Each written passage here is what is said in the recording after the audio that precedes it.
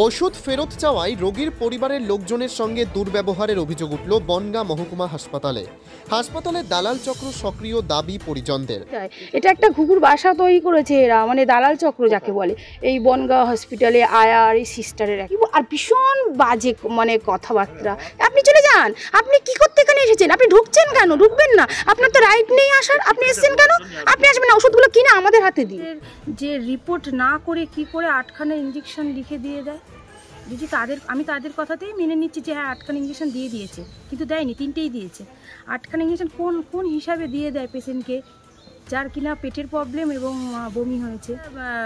ওনার তো হয়েছে বমি, সেখানে কেন সার্জিক্যালে ভর্তি করা হলো?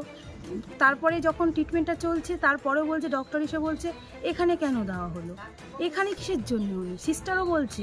তা এটা কি আমাদের জানার কথা? আমরা কি ডক্টর? আমরা তো ডক্টর নই। তারা বলছে ভুল হয়ে গেছে, এটা কি করে হয়? গত শনিবার রাতে বনগাঁর জয়পুর এলাকার বাসিন্দা অশোক অধিকারী তার অসুস্থ স্ত্রী মিনতি অধিকারীকে ভর্তি করেছিলেন বনগাঁ সুপার স্পেশালিটি হাসপাতালে। তিনি বমি ও পেটে ব্যথা নিয়ে হাসপাতালে ভর্তি হয়েছিলেন।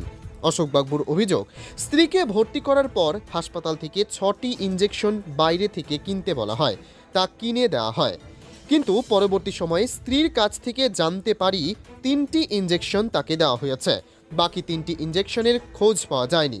অশোকবাবু বলেন, রোগীর আত্মীয় হিসেবে বাকি ওষুধের হিসেব জানার জন্য বারবার আবেদন করলেও ওষুধ আমাদেরকে ফেরত দেওয়া হয়নি, উল্টে আমাদের সঙ্গে দুর্ব্যবহার করা হয়। রোগীর কোনো শারীরিক পরীক্ষা নিরীক্ষা না করে একাধিক ওষুধ ও ইঞ্জেকশন কিনতে বলা হয়েছে। বিষয়টি নিয়ে অশোকবাবু হাসপাতাল সুপার কৃষ্ণচন্দ্র বারুইয়ের কাছে লিখিত অভিযোগ দায়ের করেন। কিছু নেই, এবার স্যালাইন দিয়েছে, আমি বলতে পারি আয়ারে যে একটু খেয়াল রাখবে, বন্ধ না হয়ে যায়, চলে আসতে পারি। কেন বললাম? আমার তো দুর্ব্যবহার, ভীষণ দুর্ব্যবহার। সবার কাছে গিয়েছিলাম, হ্যাঁ সবার কাছে গিয়েছিলাম, সবার তো আমার কথা হয়নি, মেয়ের কথা হয়েছে। আমি বাইরে ওই রুগী নিয়েছিলাম আগে। মিনতি অধিকারী। অশোক অধিকারী আমার স্বামী। ওই আয়ারে বলছে ওষুধ কিনে আনেন, একটা না দুটো না, ঘর ফর বলেই যাচ্ছে 4টে 8টা কিনতে হবে। না কিচ্ছু বলেন, সিস্টার বলছে আমি বুঝছি, বলে আপনারা তো দিয়ে এসছে। আমি না, আমি ঘুমিয়েছিলাম, আমি তো বসে আছি। আমি জানি সিস্টার দেখে আমি তাতে উঠে বসেছি, আর শরীর খারাপ তাও উঠে বসেছি। আমি জানি দেবে, একটাও দেয়নি, বলে দিয়েছি। আমি তো কখন দিলেন, এরকম কথা বলছেন কেন? মিথ্যাটা বলা আপনাদের উচিত হয় না। সুপার বলেন, নার্সদের কাছ থেকে জানতে পেরেছি বাইরে থেকে কেনা ওষুধ সব ব্যবহার করা হয়েছে। রোগী সুস্থ আছে, সোমবার তাকে ছুটি করিয়ে নিয়ে যাওয়া হয়েছে। অভিযোগ পেয়েছি, বিষয়টি খতিয়ে দেখা হচ্ছে। দেখুন, উনি এসেছিলেন আমার কাছে এসেছিলেন। উনি এসেই বললেন ওনার পেশেন্ট এখানে ভর্তি ছিলেন, বলে পেশেন্ট খারাপ নেই, পেশেন্ট ভর্তি হয়েছিল ভমিটিং, পেইন অ্যাবডোমেন এগুলো নিয়ে। যাক, পেশেন্ট কিন্তু ভালো আছে এবং ডিসচার্জও হয়েছে এখান থেকে, যে রেফার গেছে তাও নয়। পেশেন্টের এখানে অনেক সময় কিছু মেডিসিন থাকে, 2-1টা হয়তো এমার্জেন্সি কিনতে হলেও আমাদের এখানে ইলনেস অ্যাসিস্ট্যান্ট ফান্ড থেকে কিন্তু কিনে দেওয়া হয়, আমরা কিন্তু সেটাও বলেছি। তো যদি কিছু 1-2টো মেডিসিন দিতে থাকে, দেওয়ার দরকার হয়, অনেক সময় এমার্জেন্সি হয়তো পায় না, সেটা কিন্তু আমাদের ফেয়ার প্রাইস সব থেকে অনেকে নেয় এবং সেটা বিল প্রডিউস করলে আমাদের এখান থেকে ইলনেস অ্যাসিস্ট্যান্ট ফান্ড থেকে দিয়ে দেওয়া হয়। সেটা আগেও অনেক পেশেন্টকে দেওয়া হয়েছে, কয়েকজন পেশেন্টকে। আর একটা জিনিস, না রিপোর্ট ছাড়াই দেখুন উনি বলতেই পারেন, স্বাভাবিক ডাক্তারবাবুদের দরকার না হলেই ভুরি মেডিসিন লিখবে আর ওষুধ মানে ইনভেস্টিগেশান দেবে, সেরকম দরকার নেই।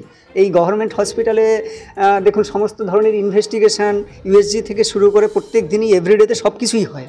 তো সেক্ষেত্রে যদি না দরকার হয় বেশি ইনভেস্টিগেশন কেন লিখবেন, প্রথম কথা। এবার না, এইবার আমি সেটা নিয়ে আমাদের সিস্টার যিনি রয়েছেন এনএস বা বাকিদের আমি জিজ্ঞেস করলাম, আমরা অলরেডি ইনকোয়ারি করেও ফেলেছি, কিন্তু সেরকম নয়, যেগুলো লেগেছে সেগুলো দেয়া হয়েছে, ঠিক আছে। এবং লাস্টে উনি ছুটি নিয়েই বাড়ি চলে গেছেন। তো যদি সেরকম হতো আমরা দেখেও নিতাম। আমাদের এখানে সমস্ত শ্রেণীর, আমাদের অ্যাসিস্ট্যান্ট সুপার থেকে শুরু করে আমাদের এনএস ওয়ার্ড ইনচার্জ সবাই আমরা ছিলাম। এবার দেখুন সম্পূর্ণ ভিত্তিহীন ওনার মনে হয়েছে যে একটু বিহেভ বা সেটা উনি করতেই পারেন। কারো যদি মনে হয় যে আমার একটা অভিযোগ করব, সেটা করতেই পারেন, কিন্তু আমাদের দিক থেকে আমরা যতটা খতিয়ে দেখার আমরা দেখেছি এবং আরও খতিয়ে দেখব, সেটাও আমরা বলেছি।